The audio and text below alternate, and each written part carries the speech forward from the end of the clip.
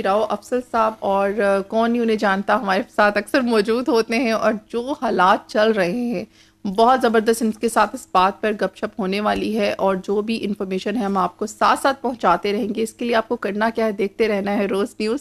तो सबसे पहले आपको उनसे मिलवाते हैं। अस्सलाम वालेकुम। क्या हाल है, आप ठीक हैं? अल्हम्दुलिल्लाह, बस अल्लाह ताला खैरियत ही रखे और हम ठीक ही रहें, यही दुआ है। पिछले 3-4 दिन से जो मुल्क के हालात हैं, राव साहब क्या कहेंगे? हम तो खैर इस्लामाबाद के लोग तो इस्लामाबाद में ऐसे लगता है कैद हो गए, ऐसी ऐसी फीलिंग्स आती हैं। बात यह है कि ये जो हालात इस वक्त चल रहे हैं ये संजीदगी से सोचने के मुतकाजी हैं तमाम अदारों के, तमाम सियासी पार्टियों के, तमाम लोगों के। असल में ये 4-5 दिन का मामला न समझें, ये मामला मसलसल होने लगा है और बार बार बार बार इस तरह होने लगा है। और ख़ास तौर पे इस्लामाबाद को महसूर करना नहीं मकसद तो यह कि मुल्क के तरक्की, मुल्क की सारी फ्लो, हर चीज़ पर असरअंदाज हो रहा है। पहले देखें, एक वो कुदरती स्मोक की वजह से मुल्क कितना पीछे गया, तिजारत, स्कूल, ट्रेड, हर चीज़ मुतासर हुई, वो उससे जान छुटी। तो ये मामला जो शुरू हुआ है आजकल, ये ज़्यादा ख़तरनाक इसलिए है कि ये बार बार बार बार रिपीट हो रहा है और इसका कोई तदारक नहीं हो रहा ना। अब इस वक्त कोई तदारक हो रही है, रोज़गार लोगों को मिल नहीं रहे, स्कूल तो आपके सामने है कि बंद है, आप इधर उधर जा नहीं सकते, खुदा न खास्ता कोई बीमार है तो अस्पताल में पहुंचने तक उसे मसले पैदा हो रहे हैं। लेकिन ये सारी चीज़ें हैं क्या? ये सारी चीज़ें वजह है सियासी तौर पर नाबालिग होना हमारी तमाम सियासी पार्टियों का। इसमें तमाम का लफ्ज़ मैं इसलिए कह रहा हूं कि इस वक्त तमाम सियासी पार्टियों को मिलकर सोचना चाहिए। एक सॉरी टू इंटरप्ट यू, आपने एक बड़ा मजे का एक आपने वर्ड निकाला, सियासी नाबालिग। जी, तो हम सियासी तौर पर डर नहीं हुए जी। तो वेरी इंटरेस्टिंग वर्ड। तो आपने बड़ा अच्छा से आपको कहते हैं अल्फाज का चुनाव आपका बहुत जबरदस्त है। नहीं, चुनाव नहीं, हकीकत ये है कि बलूगत उसे कहते हैं जब मैच्योरिटी हो जाए। आप यकीन रखें कि अगर मैच्योर हो आप घर में ही देख लें कि अगर कोई झगड़ा हो रहा हो तो मैच्योर लोग उसको ख़त्म करवाने या उसे हल कराने या उसका बेहतर हल कराने की, और अगर सारे नामच्योर हों और बच्चे हों तो आप देखें कितने खुश हो रहे होते हैं। आज उसने उसके थप्पड़ मार दिया, उसने उसके थप्पड़ मार दिया। बच्चे नहीं आते, मुझे लगता है इमेच्योरिटी का ताल्लुक इमेच्योरिटी से। मैं यही बता रहा हूँ कि हमारी सियासी जमातें इतनी नाबालिग हैं कि वो ये नहीं सोच रहे कि आज जो कुछ हो रहा है ये कल को रिपीट होगा मेरे पर, परसों को मैं रिपीट करूंगा आप पर। इसका मतलब ये है कि हम आइन, कानून और उसके मुताबिक चलने को तैयार नहीं। हमारा सिस्टम ये है कि जिसकी लाठी उसका भैंस चलवाएंगे हम। बात सीधी सी है कि कानून ला के मुताबिक एहतजाज भी होना चाहिए, जो कि हक है मेरा भी, आपका, उसका भी। लेकिन कानून और उसको हाथ में लेने का हक मेरा नहीं है। ये नहीं हो सकता कि खुदा न खास्ता आप एहतजाज के लिए आए और आपके हाथ में बंदूक हो। बंदूक मेरे अगर हाथ में है तो मैं एहतजाज करने वाला नहीं, मैं एक हमलावर, दहशतगर्द, टेररिस्ट में शुमार होऊंगा। हाँ, मैं एहतजाज के तौर पे आया हूँ, जो कुछ भी मैं कहूँगा वो मेरा हक है, वो मुझे कोई ना रोके। तो गोया दोनों तरफ से इस चीज़ का इंतज़ाम होना चाहिए कि ये रास्ते ना रुके, लेकिन रास्ते रुकने के लिए हम हालात भी पैदा ना करें। अवाम के जानो माल का तहफ़्फ़ुज़ हुकूमत की जिम्मेदारी है। हुकूमत किसी तरीके से ये नहीं छोड़ सकती मुझे कि मैं जाकर लोगों को मारना शुरू कर दूं, लोगों पे हमलावर दूं, आग लगा दूं। अब देखें, खुदा ना खास्ता जो मामले हो रहे हैं, या पिछली दफ़ा भी आपको याद होगा प्रोग्राम में हमने कहा था हमारा एक पुलिस का सिपाही शहीद हुआ। बिल्कुल वही बात अब कल आपने सुना कि हमारे फिर एक सिपाही शहीद हुआ रेंजर्स के। तो मैं बताएं कि हम कहाँ जाएंगे? राव साहब, बाकी सारी बातें एक तरफ के जी, सब अपने अपने महसूर हो गए, अपने अपने शहरों में कंटेनर्स लग गए, आप बंद हो गए, काम रुक गया। लेकिन ये जो न्यूज़ है ना, ये एक तरफ के कोई किसी की जान चली गई, कोई शहीद हो गया, ये नहीं होना चाहिए। नहीं, उसकी वजह यह है कि हम, फिर वही बात है कि हम सब लोग जो उनसे हैं इस पर तवज्जो नहीं दे रहे, इन चीज़ों को मामूली समझ रहे हैं। अच्छे मुआशरे में जो माशरे जमहूरी तौर पर बालिग हैं, मैंने वही लफ्ज, वो ये मामले नहीं करते। एहतजाज दुनिया भर में होते हैं, इख्तलाफ राय दुनिया भर में होता है, लेकिन धौंस डाल दी और ज़बरदस्ती से नहीं मनवाए जा सकते। ज़बरदस्ती सिर्फ और सिर्फ पसमानदा ममालिकों में होती है, या जो मुल्क ख़त्म हो चुके हों वो उस तरफ ये सारे सिलसिले चल रहे हैं। तो मेरा ये है कि तमाम अदारे भी इस चीज़ पे गौर करें कि कानून और लॉ को इम्प्लीमेंट कराएं। ये कोई तरीका नहीं, हमारे इस्लाम में भी है कि आपको कोई एक थप्पड़ मारे तो आप उसके 2 थप्पड़ मारे, ईंट का जवाब पत्थर से दें। हाँ, आप किसी को राय को नहीं छीन सकते, किसी की राय को आप कहने से, यानी जैसे कहते हैं इंसानी हकूक की आप पासदारी करें, लेकिन इसका मतलब ये नहीं कि मैं आप पर वो लागू कर दूं जो मैं चाहता हूं। ये एक तरीक़ाकार है। जमहूरी हमारी असम्बली है, पार्लियामेंट, उसको मजबूत बनाए, हमारी अदलिया भी मजबूत हो। मैं माजरत से कहूँगा कि ये जो खराबियाँ आज हम देख रहे हैं ये एक दिन की नहीं है, इसमें तमाम चीज़ें, तमाम मामलात शामिल है। आपने अदलिया का रोल भी देख लिया, रोज़ डिस्कस होता है, आपने इंतज़ामिया का रोल भी देख लिया, रोज़ डिस्कस होता है, और सियासी पार्टियों को तो ये सियासी पार्टियों का है ना। तो ये जब सूरत हाल पैदा हो जाएगी उससे तबाह और बर्बाद हम सब होंगे। यानी अगर आप हैं कोई बड़ी सियासी पार्टी, आप वो गलत करेंगे, मैं आपसे इख्तलाफ करूँगा तब भी मैं ख़राब होऊंगा। बेहतर नहीं कि मैं आपसे सही राय दूँ, सही वो करूँ, और मैं एक दूसरे के मैंडेट का एहतराम करना सीख जाएं अगर हम, तो आज हम बालिग होते। हमने कभी भी नहीं सीखा। ये देखें, हमने कब एक भी दौर में एक भी हुकूमत, यानी ये जो आज है, ये आज हम 2014 में किस चीज का धरना था, चले अब तो हुआ ना, वो जब तो और कोई जीते हुए थे ना। ये इसका मतलब ये हुआ कि हमने एक तरीका वारदात पकड़ लिया है, और यही चीजें हमें तबाह कर रही हैं। आप देखिए हमारी तरक्की रुकती है। पिछले दिनों याद होगा मैं एक प्रोग्राम में कह रहे थे कि अल्हम्दुलिल्लाह हम बड़ी तेजी से तरक्की की तरह। अब आप ये देखें कि एक दिन में कितने अरबा का नुकसान नहीं हुआ, कॉन्फिडेंस शेक हुआ, दुनिया में बदनामी हो रही है हमारी, और हमारा स्टूडेंट, हमारा मजदूर वो भी रोजगार से जा रहा है। तो इसका मतलब ये हुआ कि हम सब लोग अकल के नाखून लें, अभी भी वक्त है। और ये जो सियासत, ये ना समझे कि आज मैं सियासत करके कुछ कर जाऊंगा तो कल को ये मकाफात अमल होने हैं, बचना मैंने भी नहीं है। अच्छा, मैं अभी थोड़ी देर पहले न्यूज़ को पढ़ रही थी तो मैं यही कह रही थी, ये ना सोचा करें कि यहाँ नहीं होता, अकाउंटेबिलिटी यहाँ भी होती है, यही होगी, बिल्कुल हो जाती है। तो फिर अब देखें ना, रोज रोते हैं, सियासतदानों को ले लो, आज एक कानून किसी पर लगा रहे होते हैं तो वो कह रहे बड़ा खुश होते हैं, उसको ये कर दो, उसको छोड़ना नहीं है, उसको मैं ये, कल को जब मेरे पे होते तो मैं कहता हूँ जुल्म हो गया, तो मैं ये भूल जाता हूँ कि मैं यही कुछ करता रहा।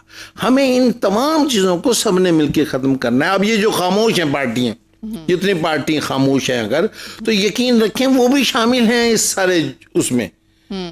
वो जो अदारे मिल के क्यों नहीं बैठ रही, मिल बैठ के उसको मसलों को हल, इसका हल सिर्फ, बिल्कुल आपने ये सही कहा, इसका हल है कि मिलकर बैठे, एक दूसरे की बातों को सुने, एक दूसरे को रास्ता, यही जमहूरी तरीका है दुनिया भर में इतनी। अब देखें अमेरिका है, अमेरिका में एक वोट से भी कोई हार जाता है तो वो हार को तस्लीम कर लेता है, अगले 5 साल इंतजार करता है, बिल्कुल ऐसे। लेकिन अगर आप, वो है बालिग जमहूरी तरीके। आप देखें हमारा ये पड़ोसी मुल्क है, वो भी, उसमें भी 500 कबाहतें हमारे से भी ज्यादा हैं, लेकिन उन्हें जमहूरियत को इस तरह चलाते रहे, वो बार चलाते रहे कि अब जो जीत जाता है वो मान लेता है कि मैं सबका नुमाइंदा हूं, और जो हार जाता है वो समझता है कि मैं, कोई कमजोरी मेरी रहेगी, अगली दफा उसे बेहतर करूंगा। तो क्या होता है, इससे अवाम की बेहतरी के लिए कोशिश करते रहते हैं दोनों। अपोजिशन वो तनकीद करती है जो जरूरी होती है, उसे लगाम देने के लिए हुकूमत अच्छे से अच्छा करके दिखाना चाहती है ताकि मेरा वोट बैंक न सिर्फ बरकरार है, अगले इलेक्शन में भी मैं कुछ करूं। यहाँ पे ये जो सूरत हाल पैदा हो रही है, इसको आप मामूली ना लें, ये हमारे मुल्क को दुश्मन से ज्यादा नुकसान पहुंचा रही है। मैं बार बार कहता हूं कि जंग से हमें इतना नुकसान नहीं हुआ। अगर आप टोटल कैलकुलेशन कर लें, हमने अपने पांवों पे बार बार जो कुहाड़ी मारी हुई है, मुसलसल मार रहे हैं, उससे जो नुकसान हो रहे हैं, इसका खमियाजा हम भुगत रहे हैं। पहले तो ये कहा करते थे हम भुगतेंगे, हम भुगत रहे हैं। तो इसलिए इस चीज को एक बात है कि मैं अपना कानून हाथ में न लूं, और कानून को नाफिज करने वाले अदारे किसी सूरत में कानून को हाथ में न दें किसी को।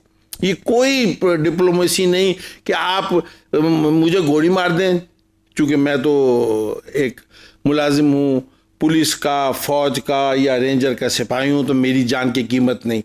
पाकिस्तान के हर बंदे की जान की कीमत उतनी ही है जितनी किसी बड़े से बड़े, कोई चाहे वो सरबराह हो चाहे वो एक मजदूर हो, एक सी कीमत जब तक मुकर्रर नहीं होगी उस वक्त तक मुल्क का निज़ाम नहीं चलेगा। और ये जो है आपको तो पता ही है, बलूचिस्तान में देखें अब दहशत गर्दी फिर दोबारा। वो आपको नहीं लगता कि जो फसाद फैलाने वाले हैं, बीच में इंतशार फैलाने वाले, उनको मौका मिल जाता है? मुझे लगता नहीं, मुझे शक है, मुझे पक्का ये है कि ये जो कुछ कर रहे हैं उसमें दहशतगर्द और वो देखिए, जो रेलवे स्टेशन में 100 आदमी मारने को तैयार हैं, जो हर जगह पेशावर में उधर धमाके करने को तैयार हैं, वो क्यों इसमें शामिल नहीं हो जाएंगे जब भी हम कहीं भी मोब होगा? और वो तो चाहेंगे गोली, कोई भी एहतजाज करने वाला पॉलिटिकल बंदा तो बंदूक लेके चल ही नहीं सकता। पहले तो जो लेके चला, और अगर मैं लीडर हूं, मैं जिम्मेदार हूं, या तो मैं लीडर ना बनूं, मुझे लीडर बनने का अगर शौक है तो मैं इस चीज पे नजर रखूं कि मेरे अंदर कोई ऐसा तखरीबकार या दहशतगर्द तो नहीं, और अगर है तो मुझे उसका पुष्ट बना ही समझा जाए, क्योंकि मैं तो ज़ाहिर है कि पुष्ट बना ही कर रहा हूं ना, नाम तो मेरा हो रहा है। तो ऐसे लोग गोली चलाने में पहल वो लोग करते हैं जो शायद तखरीबकार है, और शायद उनका मकसद भी है खून रेजी हो जाए और मुल्क में अफरा तफरी हो जाए। देखिए, एक आम इंसान जिसने एहतजाज करने आना है, वो गन्स लेकर और वो लेकर तो नहीं आएगा, नहीं आ नहीं सकता ही नहीं, कानून नहीं है, कोई नहीं है। एहतजाज तो ना हुआ, वो तो फिर लड़ने आया ना, वो तो फिर हमले के लिए। देखें, गन सिर्फ हमले के लिए इस्तेमाल होती है, तो हमला अपने मुल्क पर करना है, ये भी एक रोज का दारुल हुकूमत हमारे मुल्क का, इसलिए तो नहीं था कोई भी आ जाए। देखें मेरी बात सुने, हमारे मुल्क में अगर ये रीत चल पड़ी कि हम एक सूबा दूसरे सूबे के खिलाफ लड़ेगा तो भी एक किस्म का मुल्क तबाह है, एक सूबा दारुल हुकूमत की तरफ रुख करेगा तो भी तबाह है, अगर वो सियासी करे तो कोई मसला नहीं, सूबे के अपने मुतालबात हैं वो सारा कुछ करे, लेकिन अगर ये मुसल्ला कोई आता है उसके बाद उसका जवाब उस तरह देना चाहिए जिस तरह आप पर कोई हमलावर हो। सही, मैं तो सिंपल व्यू रखता हूँ इसके बारे में। अच्छा, आपको अभी क्या लग रहा है आगे, अभी फ्यूचर के हालात क्या लग रहे हैं, अभी कितने दिन तक रहेगा? क्या कुछ हालात आपको लग रहे हैं हो सकते हैं? मेरा बिल्कुल हो सकते हैं, एक दिन में हो सकते हैं। ये जिस तरह बात यह है कि ठंडे मिजाज से सारे देखें, हर कोई ये ना समझे अगर मैं इस वक्त पावर में हूं तो मैं ये ना समझूं कि मैं चूंकि पावर में हूं तो मैं दूसरों को कुचल दूंगा। आप अगर पावर में हैं तो आप ये ना समझें तो मैं तो अभी तो मैं ये ब्लैकमेलिंग से मनवा सकता हूं, मैं ये मनवा सकता हूं, ये कर लूंगा, लेकिन दोनों को ही बाद में भुगतना है इकट्ठा। तो बात यह कि दोनों दानिशमंदी से, समझदारी से इसको देखें और सिर्फ इतना करें कि मुज़ाकरात करें और कहें कि देखें जी ये हमारे मामला, देखें होते तो बज़ाहिर सामने तो मामलात ही होते हैं ना, उन मामलात को हल करने की कोशिश करें। वो कहेंगे जी देखें ये मामलात कानून के मुताबिक यूँ हल हो सकते हैं, हमारा कानून ये, आप इस तरह करें, और बस। तो जाहिर है कि ये इस तरह की सूरत हाल हो। अभी लग रहा है आपको कि ये मिल बैठने का इनका बन जाएगा पीटीआई का? अभी वो गए भी हैं, अडियाला जेल भी गए हैं। देखें हुकूमत ने तो शायद फैसिलिटेट किया है, बार बार किया है।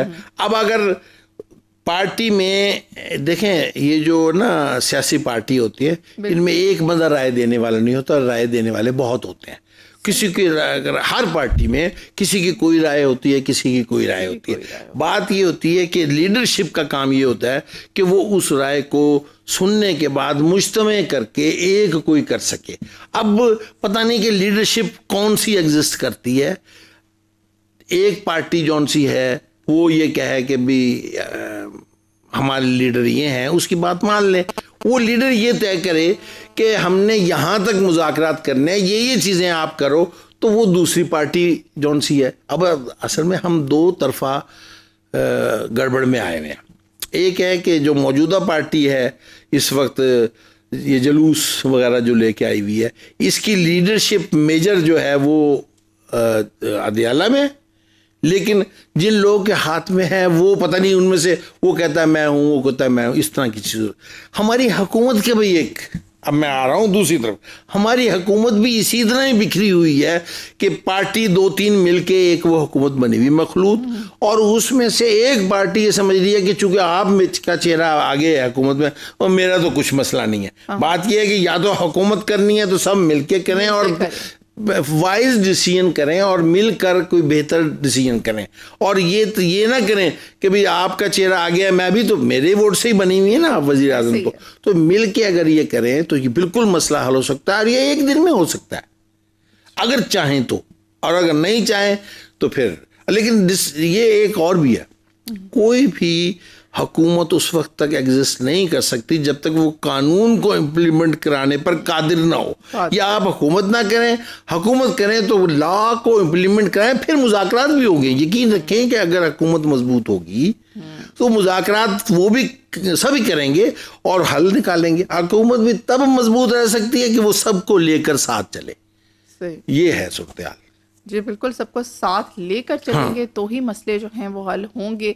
और क्या मैसेज देना चाहेंगे वैसे तो अभी हुकूमत को इस बारे में? अच्छा, और अवाम को देखिए, अवाम बड़ी परेशान है, उसके लिए कुछ ऐसा मेरे ख्याल में अभी कोई मैसेज होना चाहिए, जैसे बहुत से लोगों के काम, बच्चे स्कूल नहीं जा रहे, लोग परेशान हैं, इसके बारे में? इसमें अवाम को मैसेज तो नहीं, अवाम तो देखें, हमारी अवाम की अक्सरियत इस वक्त चाहती है कि ये मुल्क चले, चाहती है कि उनके बच्चे पढ़े, उनको रोजगार मिल जाए। सबसे बड़ा तो मसला रोजगार का ही है ना, हर बंदे का, मेरा भी आपका, सब ये चाहते हैं कि मुल्क में अमन व अमान हो, सबकी ख्वाहिश है ये अक्सरियत की। तो उनको ये चाहिए कि जो जिस पार्टी में भी है, जाहिर है सारे अवाम एक पार्टी में नहीं है, वो हर एक को क्या है कि होश के नाखून लो, और हम जौन से किसी बदअमनी के या उसका हिस्सा बनने को तैयार नहीं। मेहरबानी करो, आप हमारे अगर नुमाइंदे हो, हमारे लीडर हो, तो मेहरबानी के मुल्क में अमन ला के तरक्की लाओ और फिर ये सारी चीज़ें करके दिखाओ। फिर वो अवाम का जो प्रेशर है वो इन सब को सीधा कर सकता है, और वो इस तरह करें कि वो चुप करके ना बैठें, वो सिर्फ इन्हें ये कहते रहें कि आपने गलत ये किया, ये सही हो सकता है, ये सही। तो सही करने के लिए जैसा पार्टियों को मैं कह रहा हूँ, अवाम भी शुरू हो जाए भी ये सही करो, ये करो, ये करो, हमें मुल्क चलता हुआ चाहिए, हमें कहीं हड़तालें नहीं चाहिए, हमें कोई बदमाशी नहीं चाहिए, हमें कहीं नाइंसाफ़ी नहीं चाहिए, हमें हमारी अदालतें भी सही फैसला करें, हमारी एस्टेब्लिशमेंट भी अगर गड़बड़ करती है तो लेकिन तो ये सब नहीं हो रहा ना। अवाम जो है उसमें फ्रस्ट्रेशन बहुत ज़्यादा आ गई। फ्रस्ट्रेशन क्या, सबसे बड़ा जौन सा मुतासिर है वो अवाम ही है ना। मैं आपको बता दूं कि मैं आप अगर लीडर हैं, हमारा कुछ भी नहीं है, बहुत ज़्यादा मसला होता है ना हमारे साथ, तो हम जाके कहीं बाहर चले जाते हैं। हमारे तो सारे मामलात बाहर हैं, हमारे जायदादें, ज़मीनें और वो है जब चाहे। लेकिन जो भुगतेगा, चाहे वो इस पार्टी का है चाहे वो उस पार्टी का, वो मैं आप जो अवाम है वो भुगतेंगे। तो अवाम ही मुतासिरा लोग हैं। तो अवाम को खुदा के वास्ते ये चाहिए कि वो किसी सूरत में भी, किसी भी सूरत में भी गलत चीज़ के साथ ना लगे, बस यही कर सकते हैं अवाम। और ताकत उनके पास नहीं है, बिल्कुल नहीं है। कोई अगर खुशफहमी में है या गलत फहमी है कि अवाम ताकत का वो क्या है, वो एक नारा था भुट्टो के, सर चश्मा है, कोई सर चश्मा वगैरह नहीं है। उसकी वजह ये है कि तो ताकत का सर चश्मा सारे लोगों ने अपने हाथों में लिया हुआ है। पॉलिटिकल पार्टी समझती हैं कि हमारे हाथ में है, अदारे समझते हैं कि हमारे हाथ में है, अदालतें समझते हैं कि असल में हुकूमत हमारी है। तो हर कोई अपने हाथ में लेना चाहता है, इसका मतलब तो समझते हैं। उस वजह से है इस नहीं, मैं आपको आखिर में, असल में ये जो मैंने कहा कि अवाम के हाथ में कुछ नहीं, हुकूमत के हाथ में भी कुछ नहीं, पार्टियों के हाथ में भी कुछ नहीं, एस्टेब्लिशमेंट के हाथ में भी कुछ नहीं, अगर इस मुल्क के हाथ में कुछ नहीं, बिल्कुल। इस मुल्क के हाथ में दे दो सारा कुछ, इस मुल्क की तरक्की के अलावा ना सोचो। यकीन रखो एस्टेब्लिशमेंट भी मजबूत है, पार्टियां भी मजबूत है, आवाम भी बेहतर होंगे और ये मुल्क तरक्की करता चला जाएगा। तो इस मुल्क के को मजबूत करने के अलावा आप बाकी एजेंडे खत्म कर दो। बस मैं अगर अपने आप को मजबूत करता रहा, वो उसको अपने आप को करता रहा, दोनों ही कमजोर होंगे और हमें आकर कोई दुश्मन पीट लेगा। चलें जी, ये बातें चलती रहेंगी। वही बात है, इस मुल्क में अमन रहे। एट दी एंड हम सब की यही दुआ है और यही ख्वाहिश है। तो इसके साथ ही टाइम होता है एक छोटी सी कमर्शियल ब्रेक। आप लोगों ने कहीं नहीं जाना, स्टे ट्यून। मिलते हैं ब्रेक के बाद।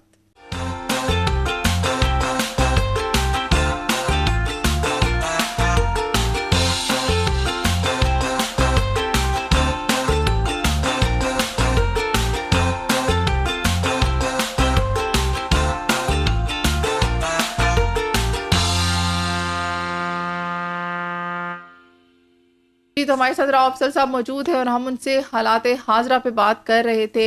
अभी क्या सूरत हाल चल रही है, क्या हो रहा है मुल्क में। वही बात है, जो भी हो रहा है हमारी दुआ है कि जल्दी से अमन हो जाए, सब बिल्कुल ठीक हो जाए और जो जानें ज़ाया हुई हैं उन पर जितना भी अफसोस किया जाए, मैं फिर से कहूँगी कम है। और इसके अलावा वो जाने उनकी अकाउंटेबिलिटी कौन करेगा, जो कि हमें पता ही नहीं, जो कि इस एमरजेंसी हो जाती है, अल्लाह ना करे किसी घर में, वो जो जानें ज़ाया होती हैं उसके लिए बहुत दिल दुखता है। तो राव साहब क्या कहेंगे इस बारे में, क्या कहेंगे? ये जो बात माइंड में आती है तो पता दिल दहल जाता है। जी बिल्कुल, ये ऐसी ही सूरत हाल है। पूरा अमन मुल्क वही है जिसमें हर चीज़ स्मूथली चल रही हो। खुदा न खास्ता आप बीमार हो जाएं, हॉस्पिटल मौजूद हो, आप वहाँ तक जा सकें। आप जाहलत के किसी अंधेरे में आपका मुल्क जा रहा है तो आपके स्कूल हों और बच्चे स्कूल जा सके। आप बेरोजगारी की तरफ जा रहे हो तो आपके मुल्क में तिजारत हो, आपके मुल्क में रोजगार के मौके हों ताकि आप तरक्की कर सकें। तो अच्छे ममालिक में, मुआशरों में यही चीज़ें जौन सी हैं वो मुल्क को तरक्की देती है। तो हमारे मुल्क में ये जो आए दिन इस तरह के मामलात होते रहते हैं, ये एक शोबे को न सिर्फ मुतासिर कर रही है बल्कि हमारी जानों का रिस्क है। जानों का रिस्क इस तरह नहीं कि मैं जिस तरह अभी हम पहले बात कर रहे थे कि किसी ने तकरीब कारी की, उसके जवाब में कुछ हुआ। ये जैसे आप कह रहे हैं कि अगर किसी की जान को खतरा है और अस्पताल पहुंच के उसकी जान बच सकती है और वो ना पहुंच पाए तो समझो कि ये भी हमारे ही कोताही है।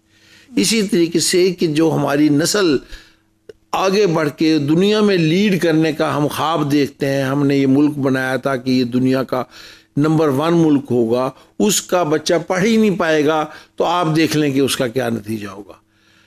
हमारा ट्रेड नहीं होगा तो आप देख लें कि हम भूखे खुद मरेंगे, तो हम किस तरीके से दुनिया को लीड करेंगे। तो टेक्निकली मैं ये चाहता हूँ कि इस मुल्क में न सिर्फ अमन हो बल्कि उन लोगों की बातों को सुना जाए, उन लोगों की बातों पर अमल करें सारे जौन से ये शऊर रखते हैं, जिनमें ये समझ है कि हम हर शोबे में कैसे कैसे तरक्की कर सकते हैं, बशमूल कानून का शोबा भी, ला का शोबा भी, पार्लियामेंट भी वो कानून बनाए जिसके तहत ये तमाम मामलात हो ना सकें। और वो तब मुमकिन है कि सारे सारे सारे ये 3 दफ़ा मैंने कहा है, सिर्फ इस मुल्क का सोचें। ये एक लफ्ज़ सोच लें, अब हमें सिर्फ मुल्क का सोचेंगे तो मंबे खुद निकलते जाएंगे, सोर्सेज आते जाएंगे। मुझे पता होगा कि इस मुल्क के लिए तालीम यूँ तरक्की करूँगा, तिजारत को यूँ तरक्की होगी, IT में यूँ तरक्की होगी, ज़राअत को मैं यहाँ लेके चला जाऊँगा, अमन यूं कायम होगा, मैंने लोगों से यूं मुज़ाकरात करने हैं। ये लोगों को भी बताओ कि ये हमारा मुल्क की डेडलाइन क्या होनी चाहिए, हमारा आइन और कानून। लोगों को पता होगा मैं कानून तोड़ूंगा, मैं नहीं बचूंगा। और लोगों को पता हो कि मैं कानून नहीं तोड़ूंगा, मुझे कुछ नहीं होगा।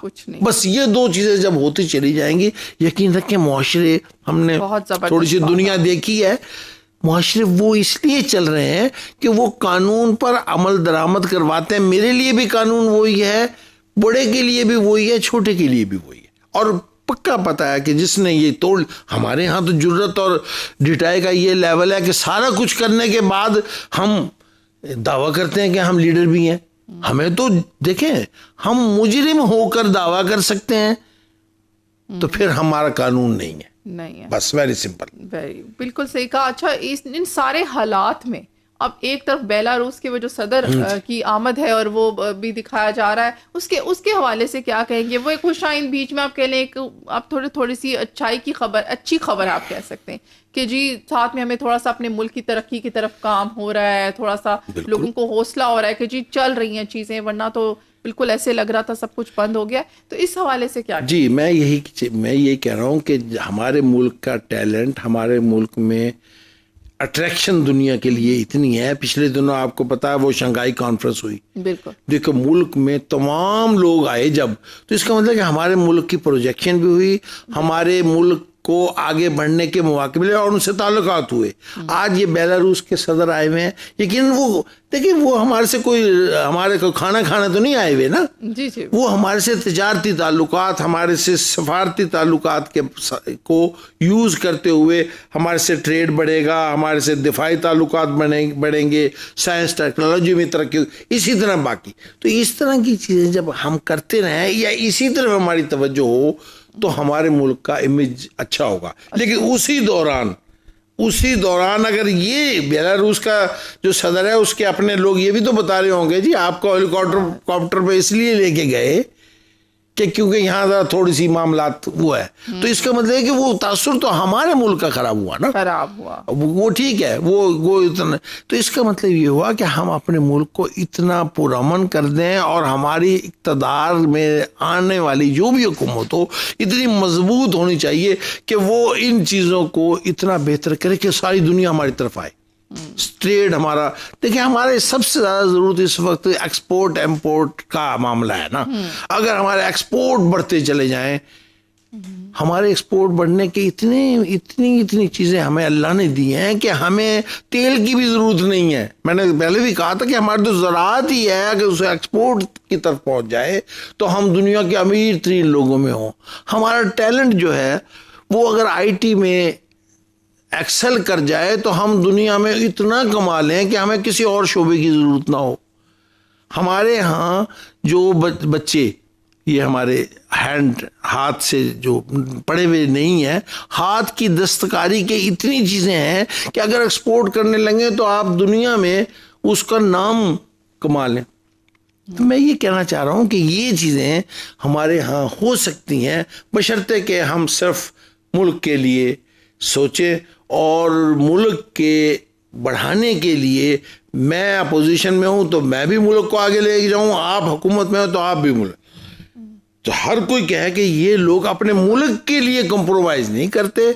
आपस में बिल्कुल इख्तलाफ होना चाहिए, मतलब वो इख्तलाफ तो होना ही चाहिए, क्योंकि अगर मैं इक़्तिदार में हूं तो मैं अच्छा तो नहीं हूं ना, तो मुझे आप ही बताएंगे ना भी देख तू गलत कर।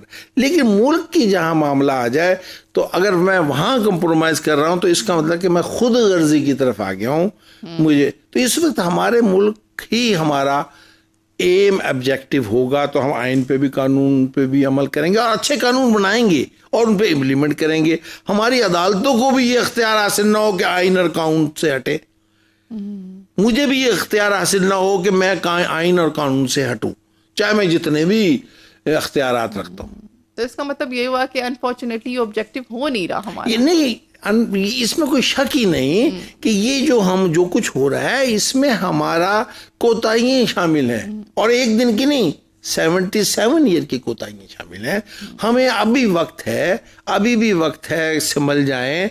वो क्या मैंने पहले भी कहा था मिसरा एक, कि अगर हम अब ना संभले तो हमारी दास्तान तक भी ना होगी दास्तानों में। ये जो है ना, ये इधर उधर के आपने सुने हैं, उस तरह के मुल्क ना बनाएं इसे। ये तो बहुत मजबूत मुल्क है और दुश्मन ने पूरी कोशिश की कि ये मुल्क ख़त्म हो जाए, लेकिन दुश्मन मुंह की खा गया।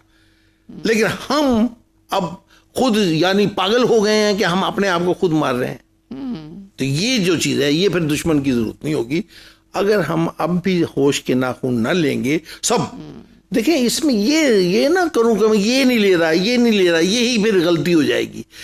वो ज्यादा या कम की तो आप बात कर सकते हैं, सबको होश के नाखून लेने की जरूरत है, तो ये मुल्क भी बचता है। और ना सिर्फ बचता, मुल्क तो इतना आगे जा सकता है। मैं कहता हूं कि मुल्क इतना बड़ा 1 साल में हो सकता है कि आप तसव्वुर नहीं कर सकते।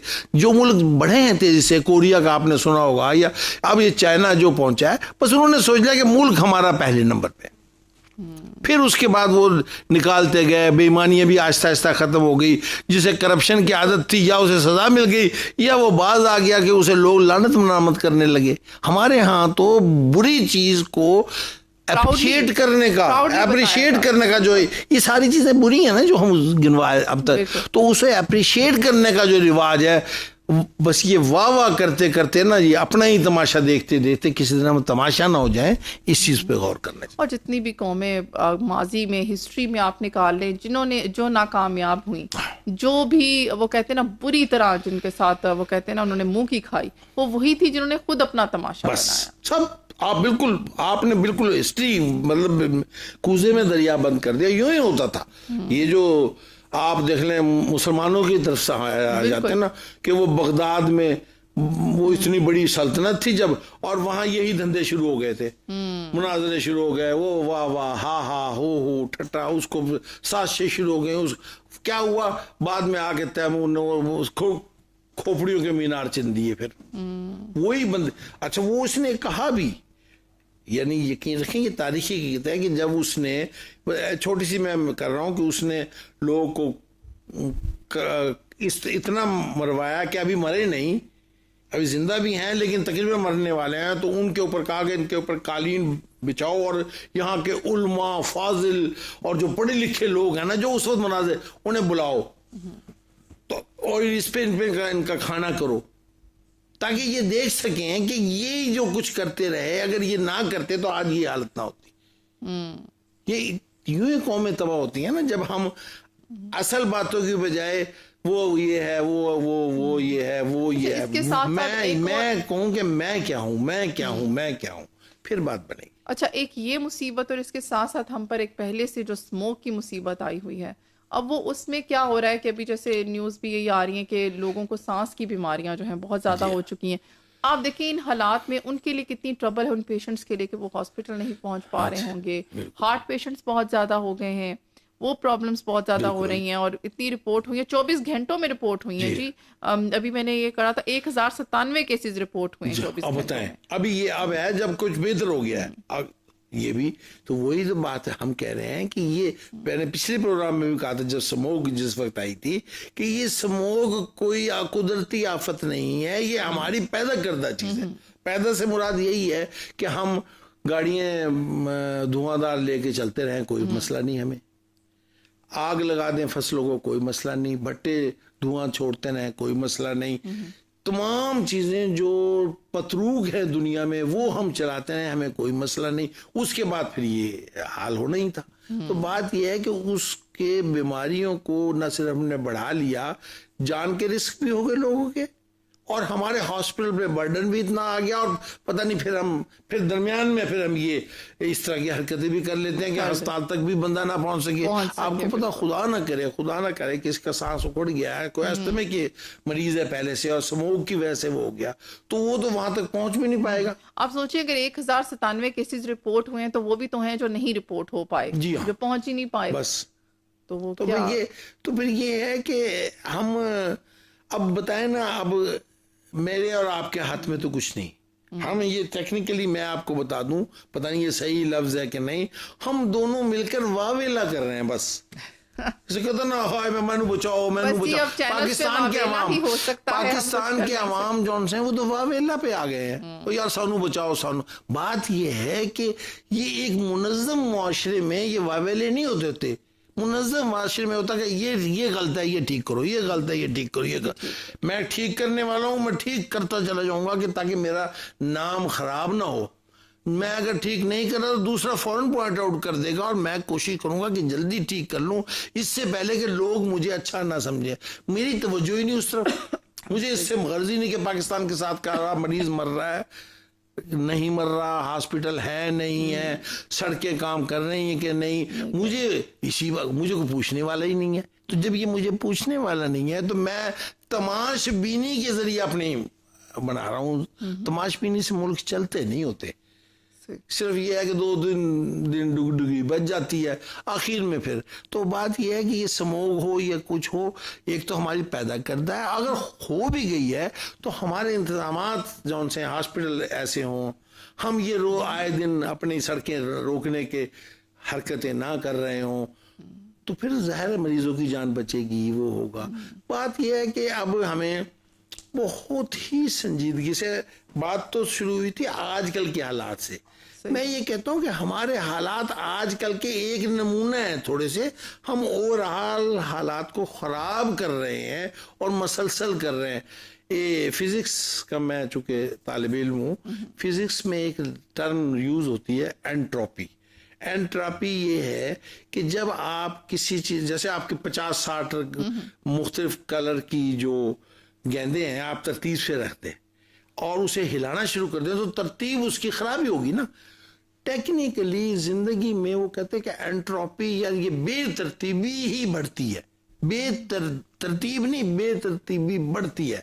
अब हमारी बढ़ के इतनी हो गई कि हमें ये भी नहीं पता कि कौन सी बॉल कौन सी जगह हो सकती थी। तो बेतरतीबी के उस लेवल तक हम पहुंच चुके हैं, यानी हमारी कौमी एंट्रोपी इतनी बढ़ चुकी है कि हमें यही नहीं पता कि क्या कहीं कुछ मामले रोकने के भी हम अहल रह गए कि नहीं। हमने अपनी नाहलियत को भी इतनी एंट्रोपी दे दी कि हम नहली के भी एक्सट्रीम पे पहुंच गए। नहली है ना, मैं अगर उस्ताद हूं, मैं ये टीच ही नहीं कर पाया अपने स्टूडेंट को, भाई यार तूने आगे जाकर जो भी तू अगर तू एस्टेब्लिशमेंट में जाएगा तो जज बनेगा, तू अगर ट्रेड करेगा तो तूने ये करने। मैं इसका मतलब मैं मेरी नाहली है। फिर जो बने हैं आगे, उन्होंने भी एम ऑब्जेक्टिव किताबों में किताबी और थे, असल में कुछ और किए हुए हैं। ये सारा कुछ वो हो रहा है। तो हमारे मुल्क में ज़रूरत इस अमल की है कि मैं अपने आप को बचाऊं। मैं तब बचा सकता हूं कि मैं सिर्फ मुल्क के लिए सोचूं। आप अपने आप को बचाए तब बचा सकते हैं। मुल्क के लिए सोचेंगे आप, या उसमें आपके बच्चे आ जाएंगे, आपके मोहल्ले वाले आ जाएंगे, आप कहेंगे भाई ये ठीक होगा, ये भी अच्छे, हम भी अच्छे। तो बात यह कि अब आप सिर्फ मुल्क का नहीं सोचते, मुल्क से मुराद है कि पाकिस्तान बिल्कुल। हाँ, ये मुल्क ये नहीं कि वो हर मुल्क के मास के मिल के खुदा मास, वो ठीक है। अल्लामा इकबाल ने कहा पहले हम अपने आप को मजबूत करें, फिर हमारा सारा जहान होगा। ये घर बैठ के ये नहीं होता, किताबी बातें नहीं है जिंदगी। तो हम अगर अच्छे मुसलमान बनना चाहते हैं तो अच्छे पाकिस्तानी बने, पाकिस्तान को मजबूत करें, पाकिस्तान को इस काबिल करें कि वो दुनिया में लीड कर सके। उसके लिए हमें ज़रूरत इस अमर की है कि हम हर सूरत में पाकिस्तान का सोचें और ये सारे हल हो जाएंगे, सारे मामले। बस वही बात है, बात वही आती है, सबसे पहले पाकिस्तान है। जब हम पाकिस्तान के बारे में नहीं सोचेंगे तो यही सब होगा। और इस सब को ख़त्म करने के लिए अभी बहुत सारी सजेशन जो है राव साहब ने आपको दी हैं। राव साहब, एक तो ये चले मरीज़ों का हो गया कि जो हॉस्पिटल तक नहीं पहुंच पा रहे, एक मसला जो मैं कहती हूँ इस मुल्क का वो ठीक हो जाए तो उसके ऊपर अगर हम वर्क करें तो मुल्क कहाँ से कहाँ पहुंच जाए, इतनी तरक्की कर जाए। और अनफॉर्चुनेटली उसका भी बहुत लॉस हो रहा है, वो है एजुकेशन सिस्टम।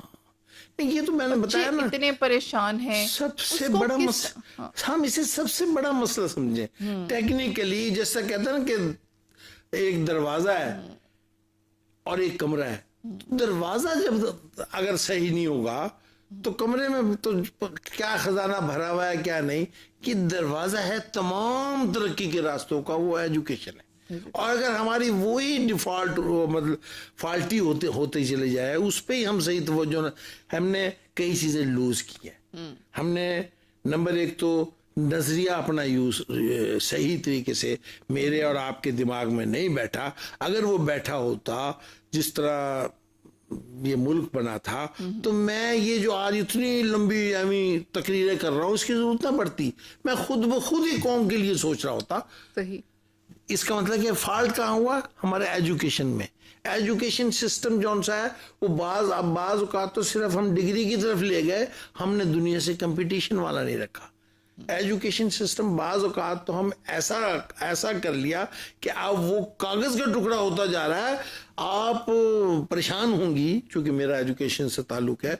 एक शख्स पीएचडी कर गया, मैं नहीं नाम लूंगा कि वो पीएचडी कर गया साइंस के मजमून में, वो अपने थीसिस का सही टाइटल ही नहीं बता सकता, तो उसने पीएचडी क्या की होगी? इसका मतलब ये कि वो एक फ्रॉडुअल प्रोसेस में किया उसने। अब पता, पीएचडी वो चीज थी जो दुनिया में कोई करता था, और इसका मतलब उस सब्जेक्ट के बारे में उस हद तक सारा कुछ पता होता। एग्जैक्टली। तो जब ये सिस्टम हम करना शुरू कर दें, हमारा बच्चा स्कूल में जो साहब नहीं जा रहा, ये किस तरीके से अब ये पिछले दिनों कोरोना का मामला हुआ, याद है, अल्लाह की तरफ से था, उसमें हुक्म हुआ कि आप पास करते चलो जाओ, पास करते चले जाओ, कर दिया ऑल ओवर द वर्ल्ड, आप कह लें ग्लोबली। उसका नुकसान क्या हुआ? बच्चे का बेस बना नहीं था, वो आगे जाके अब उसे समझ नहीं आ रही, वो 10वीं के लेवल का बच्चा नहीं है और वो पहुंच गया BS के आखिरी साल तक। तो उसकी वो जो बेसिक कमी हमने एजुकेशन में छोड़ दी थी, वो तो टेक्निकली हमें, अगर आज पाकिस्तान में, अब फिर वहीं आ जाता है, अगर पाकिस्तान का सोचना है तो पहले सिर्फ एजुकेशन का सोचें, तालीम के मसले भी हल हो जाएंगे, जब तो आपके हेल्थ के भी हो जाएंगे, आपके रोजगार के भी हो जाएंगे, और हमारे ये मुल्क के भी हो जाएंगे। ये सब एजुकेशन से ही तो ताल्लुक है। तो एजुकेशन अगर हम ये इस तरह लेते रहे ना, जिस तरह कैजुअल ले रहे हैं, भाई चलो कोई बात नहीं, चलो छुट्टी कर दो, चलो जी हटा दो। अब देखें पिछले दिनों स्मोक का मामला हुआ, मैंने क्लियरली कहा था कि स्मोक का मामला हो गया है, लेकिन ये कोई कोरोना तो नहीं आ गया। आप मास्क लगवाएं, बच्चों को स्कूल बंद ना करें, तिजारत बंद ना करें, रोजगार बंद ना करें, तब यानी इसका मतलब कि हम तबाह हो रहे हैं। एक अपनी हिमाकत से स्मोक पैदा की, बीमार हुए, दूसरे हम रोजगार से भी जा रहे हैं, बच्चा पढ़ने से जा रहा है। हम अगर एजुकेशन को नंबर 1 प्रायोरिटी कर लें, अब हमारे पास एक ही हल है, उसमें ये तमाम चीजें बताएं, निसाब हमारा जौन साहब वो भी फिर वही बात है, पाकिस्तान और उसकी तरक्की से रिलेटेड हो, दुनिया से compete करता हो, और साइंस और टेक्नोलॉजीज में हम दुनिया से compete करने वाला नॉलेज लेके आए, तो टैलेंट अल्लाह के रहमत से इस मुल्क में, इस मुल्क के बच्चों में वो है। आप उन्हें रास्ता दे दें, अगर नो डाउट को किसी से कम नहीं। हमने थोड़ी बहुत दुनिया देखी, कोई मुल्क का एक भी मुल्क ऐसा नहीं जो हमारे मुल्क के बच्चों से ज़हीन हो, लेकिन उन्होंने मौके दे दिए, वो आगे निकल गए। तो एजुकेशन ही नंबर 1 कर लें। तो फिर वो समझा कि मैं बात को, वो जो पाकिस्तान कह रहा हूँ, उसको कहने की बजाय एजुकेशन कह देता हूँ। बात वही है। बच्चे बहुत जो डिप्रेशन में जा रहे हैं, क्योंकि बहुत सारे एग्जाम्स हो रहे होते हैं, कुछ के टेस्ट हो रहे होते हैं, अभी आपको पता है और टेस्ट भी चल रहे हैं कुछ, तो वैसे ही हमारा एजुकेशन सिस्टम माशाल्लाह इतना अच्छा है कि बच्चों का पूरा साल जाया हो जाता है और कोई उसके ऊपर नहीं देख रहा। आपको समझ गए होंगे, अभी एमडीकेट का भी दोबारा होना है। तो मुझे बताएं, उन बच्चों को कोई मैसेज देना चाहते हैं इन हालात में, हमारी यूथ के लिए मोटिवेशनल मैसेज है तो वो जरूर बहुत सीरियस मामला किया है कि बच्चे जौन से हैं, मेहनत करने के बावजूद अगर वो डिप्रेशन में जा रहे हैं, तो ये तो फिर बहुत ही खतरनाक बात है। और उसमें फिर वो ये फॉल्ट हमारे सिस्टम का है, हमारे सिस्टम में जो कुछ भी है। लेकिन बच्चों को फिलहाल मैं मैसेज दे लूं कि आप जिंदगी से बिल्कुल मायूस ना हो। अल्लाह तबारक ताला ने जो आपको सलाहियत दी हुई है, वो किसी नंबरों के मरूने मिन्नत नहीं है।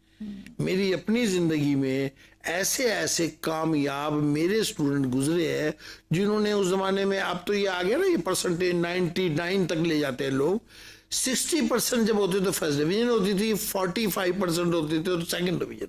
तो सेकंड डिवीजन में पास हुए हुए दुनिया में टॉप, बाहर की दुनिया में बेहतरीन कारकर्दगी दे रहे हैं। तो आप ये नंबरों को अब खुदा ना बनाएं, सिर्फ ये समझें कि आपका जहन अल्लाह ने जो दिया है वो सारी चीजों पर ओवरकम कर सकता है। और 2 नंबर आपके कम भी आए तो बिल्कुल मायूस ना हो और आगे निकल सकते हैं। आप डिप्रेशन में नहीं जाना, क्योंकि आप बिला वजह एक चीजों को खुदा ना बनाएं। जी बिल्कुल, जो भी मुल्क के हालात है, देखिए हमारी यूथ को बिल्कुल वो नहीं, डाउन नहीं होना चाहिए, बिल्कुल डिसअपॉइंट नहीं होना चाहिए। आप ही लोगों ने इस मुल्क में वो चेंज लाना है, वो चीज़ें जैसे लॉ का इम्प्लीमेंटेशन हो गया, बहुत सारी बातें कि मिल बैठ के मुज़ाकरात से हमने सबसे पहले पाकिस्तान को देखना है। तो ये चीज़ें आई थिंक हमारी यूथ के लिए उनको समझने की बहुत ज़रूरत है, और हमारी हुकूमतों को भी कि भाई वो भी इस चीज़ को, सारी जो भी पॉलिटिकल पार्टीज हैं, जो भी इश्यूज़ हैं, उनको सबको मिल बैठ कर इनको सॉर्ट आउट किया जाए, इस मुल्क में अमन रहे। एट द एंड हमारी यही दुआ है और यही ख्वाहिश है, मैं फिर से कहूँगी। इसके साथ ही हमारे शो का टाइम जो है वो ख़त्म होता है। आप लोगों से इजाज़त चाहेंगे। अल्लाह हाफिज़।